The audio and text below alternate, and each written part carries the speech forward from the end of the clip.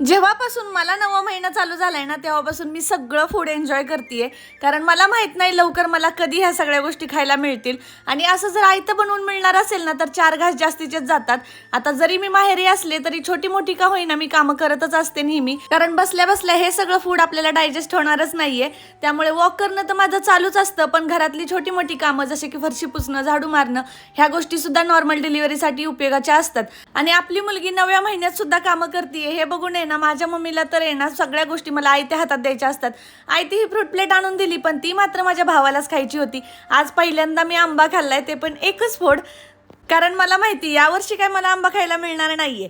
आता मम्मीचं इकडे चाललं होतं बाळुती काढणं आणि हे माझे भाऊच आहेत सगळे जे मला काही ना काही सारखे खायला आणून देत असतात. आता ह्या आईस्क्रीममुळे माझ्या आवाजात तुम्हाला फरक दिसतच असेल.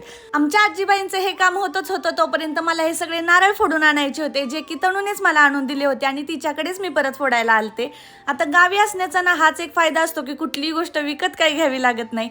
आज आकाश येणार होते त्यामुळे ना मी त्यांची वाट इतकी बघत होते ना. त्यानंतर जेवून घेतलं. Okay bye.